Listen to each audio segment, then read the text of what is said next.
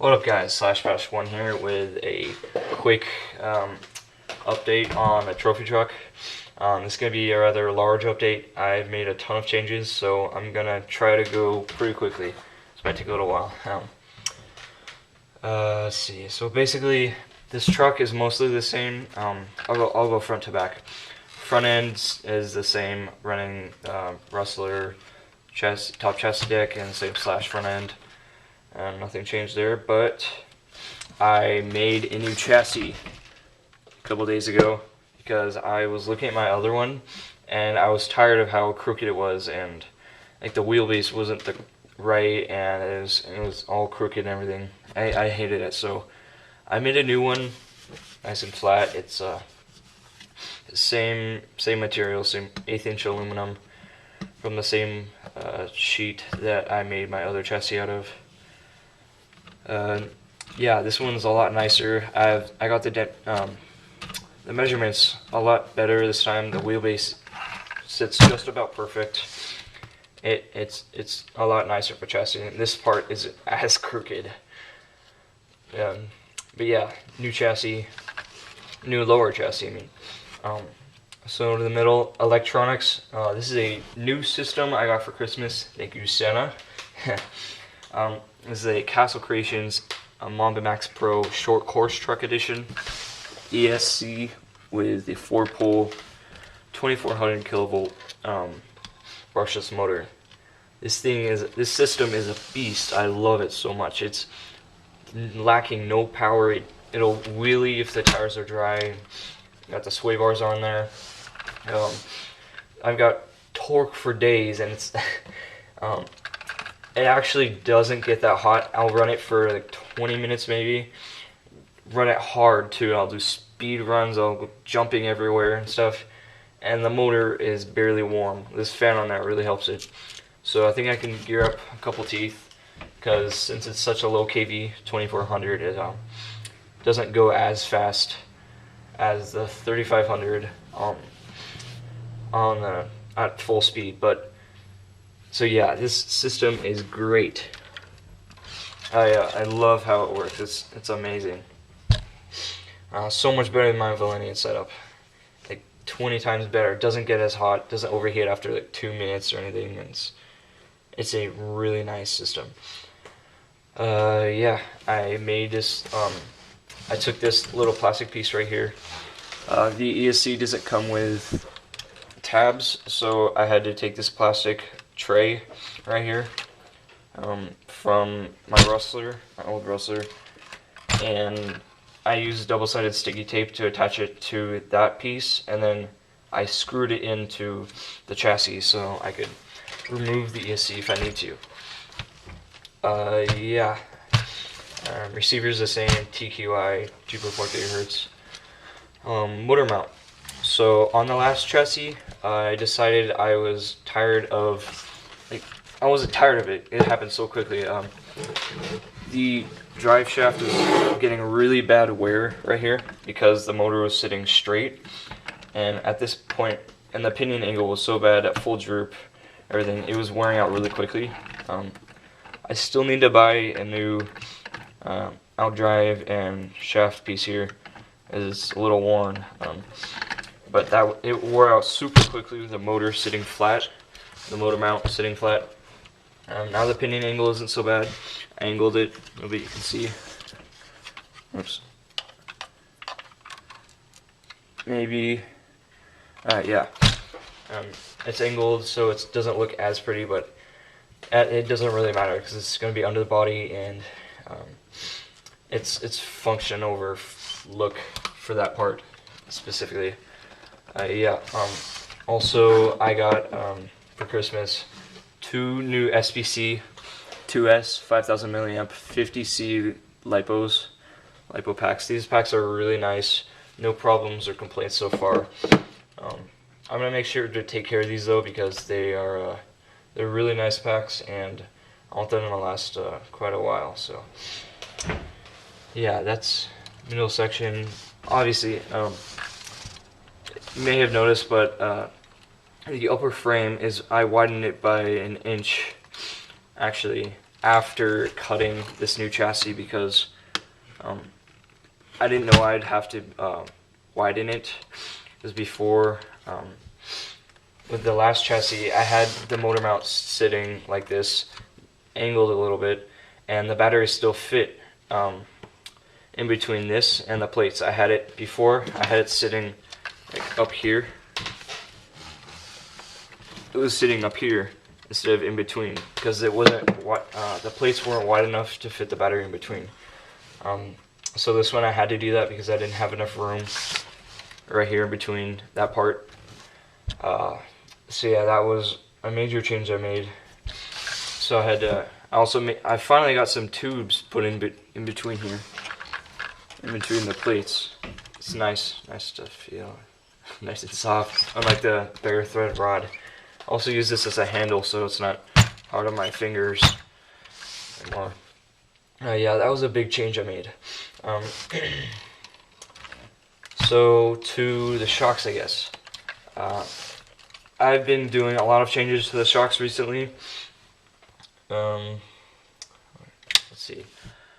So I decided to move the shock back one hole.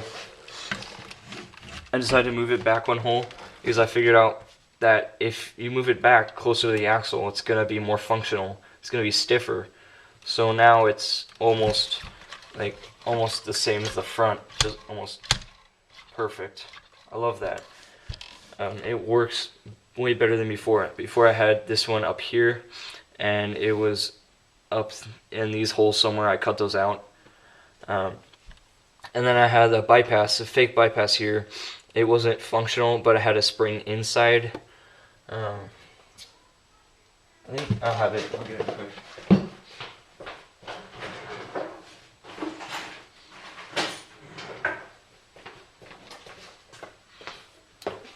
Yeah, so these are the bypasses I was running.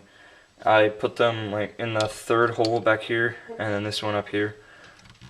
It was working pretty nicely, but it was annoying because the spring that was actually doing most of the work was inside here, so it was annoying to tune and figure out.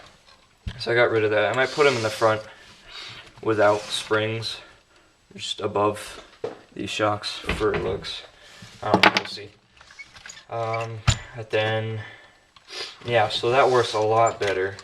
Suspension is almost perfect now. I just need some fine tuning with oils and ride height and everything. So yeah, then I got a sway bar finally put in. I've had troubles with sway bars for the longest time. This is the Axial Wraith front sway bar. This arm is longer than the rear one, I guess. I don't know, that's what I heard. So that works really nice, and it looks good too, and it's actually functional. I'm using an 1/8 inch wire cable, whatever, from my hobby shop in there. It works pretty nice. It's still a little bit stiff. I'm gonna have to work with that. But yeah, it's running great for now. Let's see. So, top links. Mounting this whole entire upper chassis was one of the hardest things I've done with this new chassis, or with this whole trophy truck thing. I'll explain it. So, the brackets inside that actually mount this part to the chassis, I wanted to mount the upper links straight to the brackets and have it sit right, and then I'd put this plate over, screw it into the bracket as well. So, and then I drill holes over where this top link screw is, so I could still take the screw out.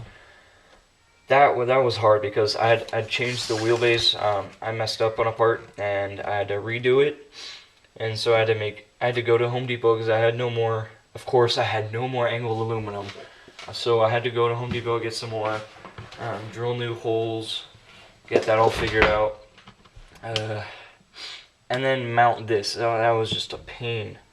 Trying to get it straight and everything. I got it straight as I could. It's not exactly perfect, but it's fine for this chassis. Yeah, that was an adventure. Yeah, new top links. These are a lot longer than before. These actually go to just a couple millimeters before the trailing arms, as opposed to before they were back here or something. Now they're like a lot closer, actually a lot longer than before, and they're straight, as you can see. The other ones with the earlier chassis weren't. They're really long, and I got, it's basically a threaded rod, and then I put aluminum tubing over it for extra support because it's really flimsy without the tubing. Yeah, running the same axial wraith centered RC 4-wheel drive axle. I have new gears in there from actually like a month ago. Yeah, I put new gears in there because the other ones are they're getting really sharp and they need to be replaced. And same setup and everything. I want to get a new cover and lockouts for this soon because these are plastic and they're kind of weak. Yeah, I want to get aluminum ones. It's going to be really nice.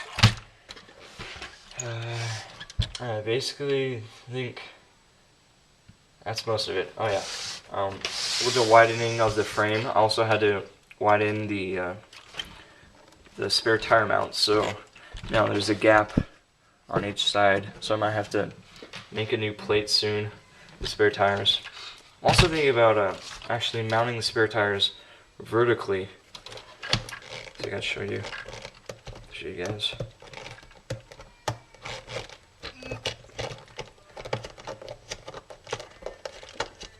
Basically, I'd have them vertical. It's not like, I loosely modeled this after BJ Baldwin's truck.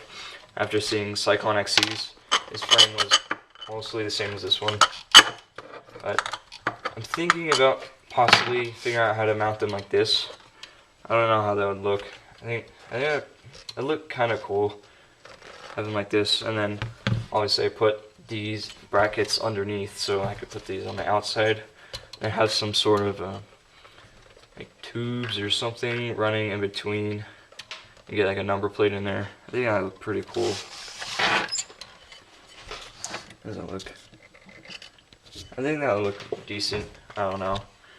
I'm doing that for my next chassis though, the Camburg Kinetic Trophy Truck chassis. It's gonna be a cage, a tube cage, or not tube. It's gonna be a solid steel rod, probably TIG welded.